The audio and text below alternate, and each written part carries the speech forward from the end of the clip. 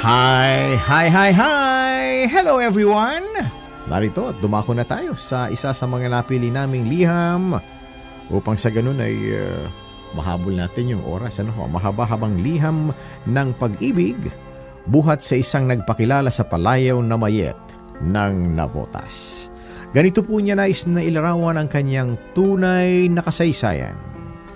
Magandang hapon, kuya. Ilang taon na po akong nakikinig sa inyong himpilan. Ito na ang naging libangan at kasama ko sa maghapon. At ngayong araw na isipan kong sumulat at ibahagi ang sarili kong kwento ng pag-ibig. Ako po si Mayet ng Navotas, 40 anyos. Sa edad kong ito, kuya, ay patuloy pa rin akong nagmamahal dahil sa mga awitin na ibinibigay ng inyong istasyon. At gusto ko rin dito simulan ang aking kwento. Taong 1997, 21 anyos ako, kuya, nang makapagtrabaho akong isang kasambahay sa aking amo na si Nestor. Doble ang edad niya sa akin, kuya, ng mga panahong iyon. Kaya tinatawag ko siyang kuya. Mabait po si Nestor, ang aking amo. May isang anak ngunit walang asawa. Nang mga panahong iyon, ako ang nagbabantay sa kanyang anak kapag pumapasok siya sa opisina. Mabait naman si Maya, 5 taong gulang siya. Ayon kay Nestor ay anak niya sa pagkabinata itong si Maya. May dumating na lamang daw na basket sa kanilang garahe noon at nakalagay doon si Maya. Noong una ay labis-labis daw ang tanggi niya dahil nga ang alam niya ay wala siyang kahit sinong babaeng pinag-alayan pa ng tunay na pagmamahal. Ngunit dumating si Maya sa buhay niya nang hindi niya inaasahan at yun daw ang naging dahilan kung bakit isinuko niya ang buhay na pagiging binata maging ang pakikihalubilo sa mga kadalagahan. Dahil kapag nalaman agad ng mga ito na may anak siya, ay agad na nag-iiba ang tingin sa kanya. Kaya hindi na siya sumubok pang muli na magmahal. Tumagal ako sa kanyang puder, kuya. Para sa akin, parang sa akin na lumaki si Maya. Kaya unti-unti ring naging malapit kami ni Nestor. Hindi rin niya ito itinuturing o hindi rin niya ako itinuring na kasambahay, kundi isang kaibigan. At sa pagdaan ng panahon ay napamahal na ako kay Nestor. Maging kay Maya. Pakiramdam ko ay hindi ako iba sa kanilang tahanan, kundi doon talaga ako nakatira na isa sa pamilya. Noong una, kuya, pilit kong sinusupil ang damdamin kong ito para sa kanya. Dahil una ay pakiramdam ko, hindi ako matatanggap ng kanyang pamilya kahit na sabihin na hindi naman niya kasama ang ina't ama. Ngunit pakiramdam ko ay napakalayo sa akin ni Nestor para mahalin niya rin ako. Kaya't hanggat sa kaya ko ay pilit kong kinakalimutan ang damdamin ko para sa kanya. Ngunit isang araw, lumabas na rin ang aking pagtatangi kay Nestor. Ituloy natin ang kasaysayang padala sa atin ni Mayet ng Navotas. Kuya Larry, isang araw ay lumabas na rin ang aking espesyal na pagtatangi sa kanya. Nang makita ko si Nestor na may kangitian habang nag-aantay kami sa kanya ni Maya sa eskwela, biglang nanikip ang dibdib ko at hindi ko siya matingnan ng diretso sa mata. Buong biyahe namin ay tahimik lang ako kahit na nilalambing ako ni Maya ay wala akong kakibo-kibo. Siguro ay doon na nahalata ni Nestor kaya't agad niya akong kinausap matapos naming maghapunan kasama si Maya. Nang maibaba ko na si Maya sa kama ay agad akong hinila ni Nestor sa sala at agad na pinaupo. Huminga ako ng malalim at pilit iniiwasan ang mga tanong niya sa akin. Ngunit may umikot sa akin na matindi, kaya't nakapagsalita niya ako. Yun ay ang mga katagang nagseselos ka ba? Kuya Larry, pilit kong itinago ang sakit sa aking mga mata. Ngunit pilit ding hinahabol yun ni Nestor.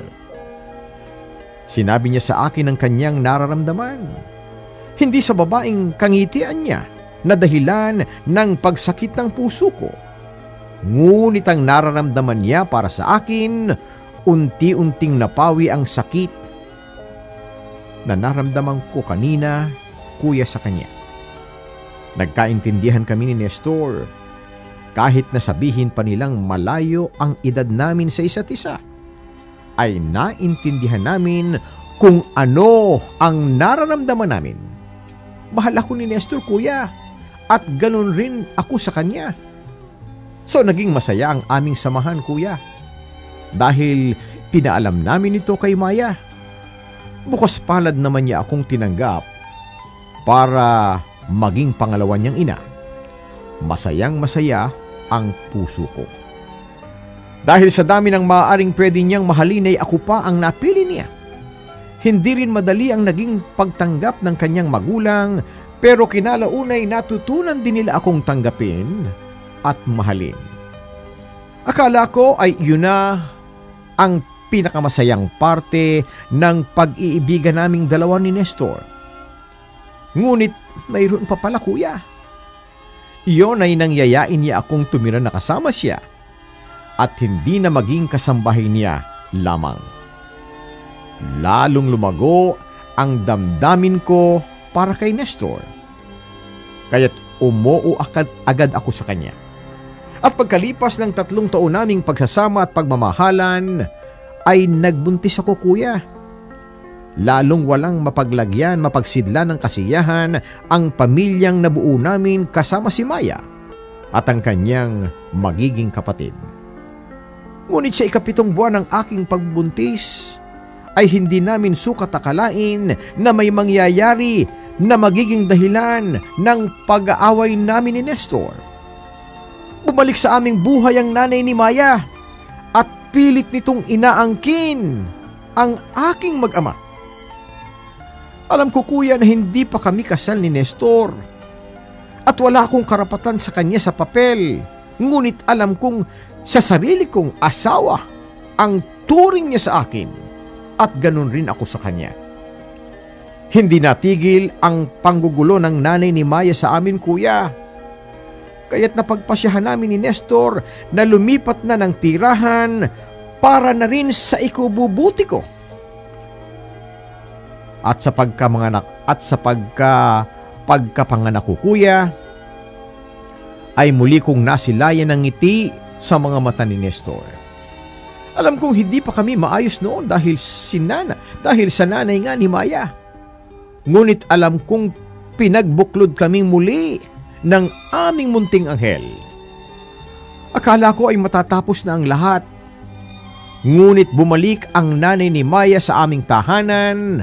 Buntis ang itinuturing ama ay si Nestor.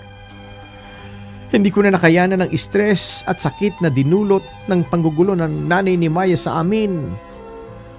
Kaya't kuya, nakagawa ako ng kasalanan sa lalaki kong minahal. Nilisan ko siya sa aming bahay. Iniwan ko ang aking anak at nagpakalayo-layo. Ilang beses kong nais bumalik sa kanya, ngunit nang matauhan ako ay halos huli na ang lahat. Bumalik ako sa aming dating tirahan matapos ang 2 buwang paglisan sa aking mag-ama. Ngunit sa kasamaang palad ay wala na akong naabutan. Nagtanong-tanong ako para malaman kung saan sila lumipat. At nang malaman ko ito, agad ko itong pinuntahan. Ngunit nagulat ako sa aking nakita. Isang Nestor na malayo sa dati niyang kakisigan ang sumalubong sa akin. Mahaba na ang buhok nito, na tila isang ermitanyo. Maging ang mga anak ko ay halos hindi na siya nakilala. Akala ko ay Nagkabalikan na sila ng nanay ni Maya noon, kaya tumalikod muli ako sa kanya. Ngunit sa ikalawang pagkakataon, sa ikalawang beses kong pagsilip, ay naabutan ako ni Nestor. Akala ko ay mapupuyos ng galit ang kanyang isusukli sa akin. Ngunit agad niya akong niyakap at hinapit. Humingi ako ng tawad sa kanya para sa aking pagkakamali ko yan.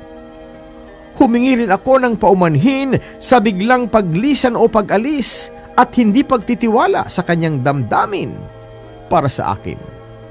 At nakita ko rin ang aming sanggol na pinangalanan niyang Nerissa. Panayang hagulgol at yakap ko sa aking mag-aama.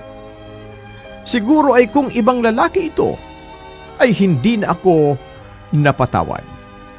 Ngunit iba nga si Nestor sa lahat ng lalaking pinili at minahal dahil agad niya akong pinatawad. Sa kabila ng katotohanan na nagawa ko siyang iwanan. Isa lang ang hiniling ni Nestor nang siya'y aking balikan. Kundi iyon ay ang pag-uusapang lahat ng problema at hindi aalis ng basta-basta na lamang. Natutunan ko sa buhay ay ang pag-aasawa ay hindi nga parang kanin na iluluwa mo kapag napasok ka. Naintindihan ko na dapat para maging maganda ang pagsasama ay panatilihin ang komunikasyon, pagmamahal, respeto at pangunguna sa lahat ng aspeto ng aming buhay, pangunawa. Sa ngayon, kuya, ay malaki na si Maya at may sarili na ring pamilya.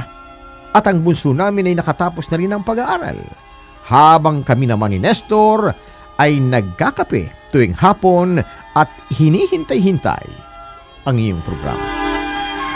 Mga kapitbahay at mga giliw naming taga-subaybay, aking inihatid sa inyo ang isa na namang makulay na istorya ng pag-ibig at sana po ay naibigan ng lahat.